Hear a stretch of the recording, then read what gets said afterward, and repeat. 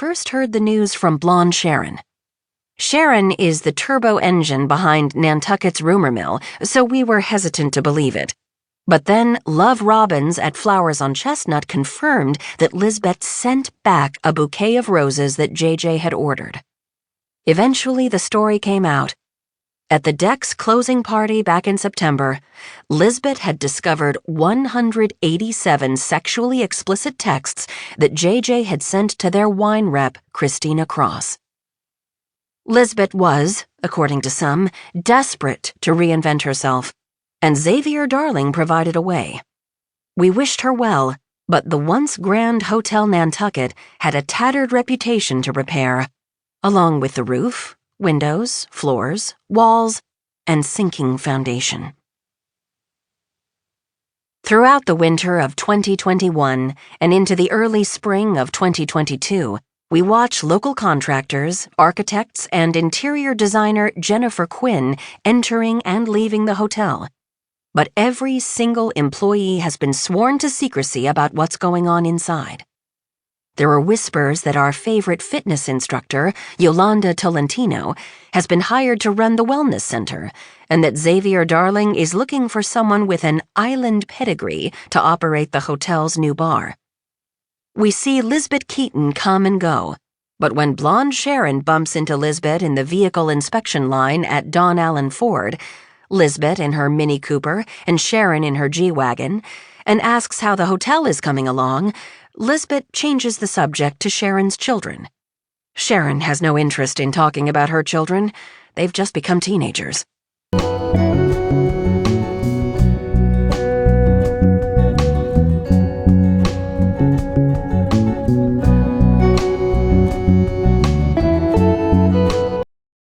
Brailsford and his coaches began by making small adjustments you might expect from a professional cycling team. They redesigned the bike seats to make them more comfortable and rubbed alcohol on the tires for a better grip. They asked riders to wear electrically heated overshorts to maintain ideal muscle temperature while riding, and used biofeedback sensors to monitor how each athlete responded to a particular workout.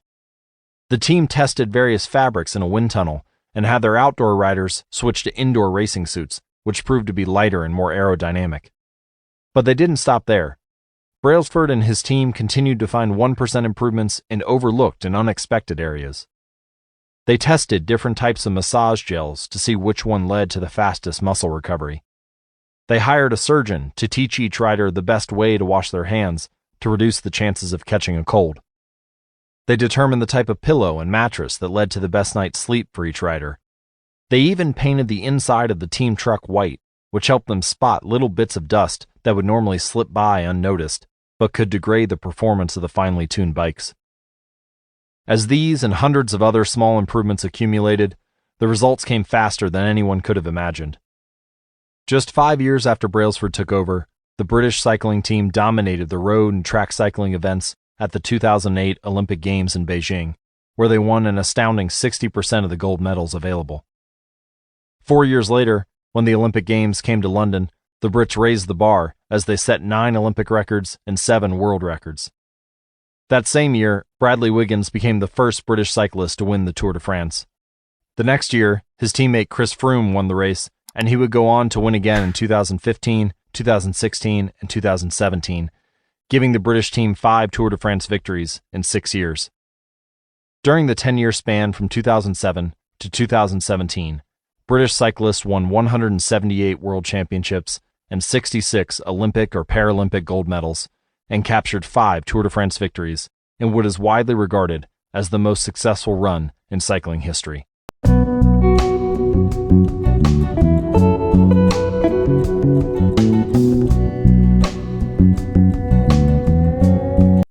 Sometimes you got to go back to go forward.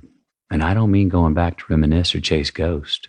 I mean go back to see where you came from, where you've been, how you got here. That's me from a Lincoln ad in 2014. You might remember that one. It got parodied quite a bit. Sold a lot of cars, too. So, how did I get here? Well, I've earned a few scars getting through this rodeo of humanity. I've been good at it. I've been not so good at it. And ultimately, I've found some pleasure in all of it, either way. Here are some facts about me to help set the table. I am the youngest brother of 3 and the son of parents who were twice divorced and thrice married to each other.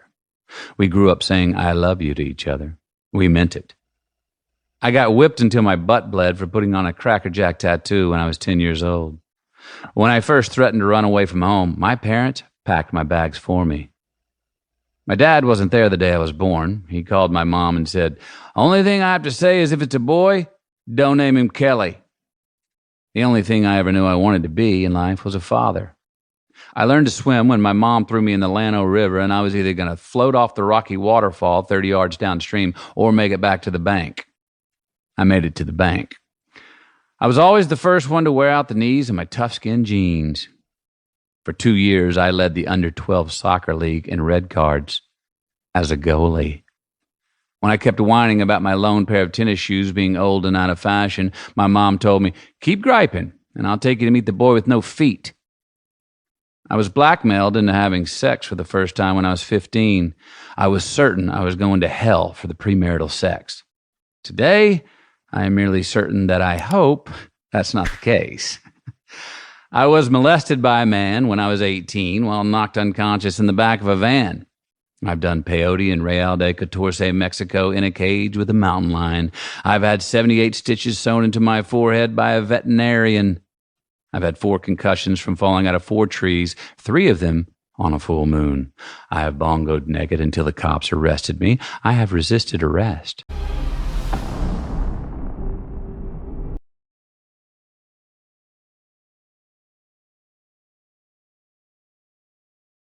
The morning burned so August hot.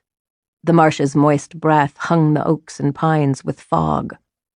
The palmetto's patches stood unusually quiet except for the low, slow flap of the heron's wings lifting from the lagoon.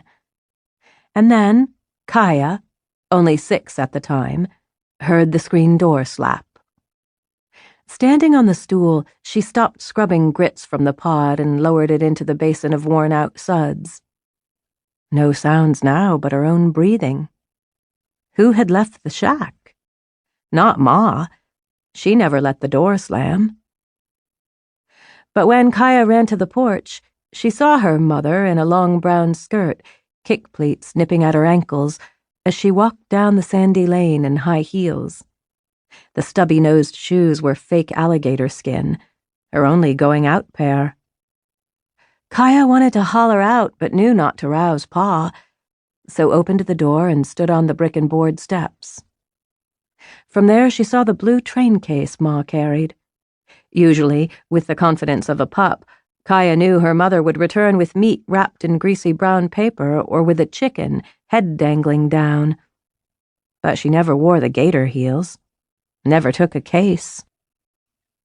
Ma always looked back where the foot lane met the road, one arm held high, white palm waving as she turned onto the track, which wove through bog forests, cattail lagoons, and maybe, if the tide obliged, eventually into town. But today she walked on, unsteady in the ruts. Her tall figure emerged now and then through the holes of the forest until only swatches of white scarf flashed between the leaves. Kaya sprinted to the spot she knew would bear the road. Surely Ma would wave from there. But she arrived only in time to glimpse the blue case, the color so wrong for the woods, as it disappeared. A heaviness, thick as black cotton mud, pushed her chest as she returned to the steps to wait.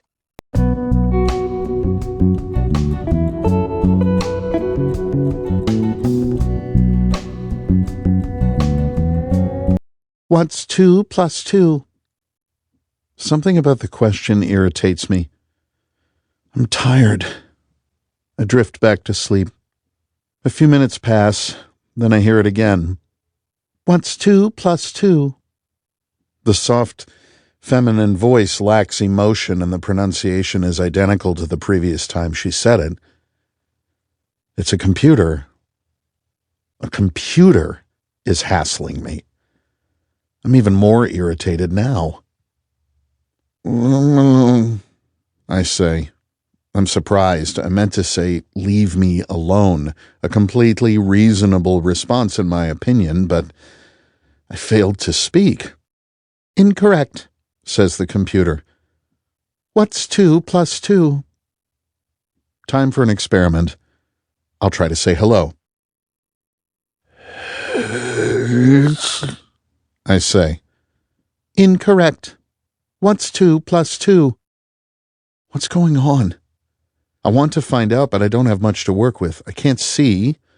I can't hear anything other than the computer. I can't even feel. No, that's not true. I feel something. I'm lying down. I'm on something soft. A bed. I think my eyes are closed. That's not so bad. All I have to do is open them. I try, but nothing happens. Why can't I open my eyes? Open. And open.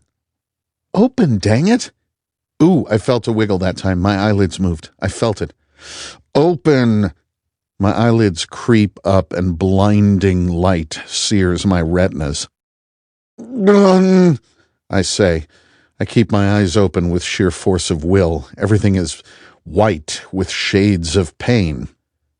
Eye movement detected, my tormentor says. What's 2 plus 2? The whiteness lessens. My eyes are adjusting. I start to see shapes, but nothing sensible yet. Let's see. Can I move my hands? No. Feet? Also no. But I can move my mouth, right? I've been saying stuff. Not stuff that makes sense, but it's something.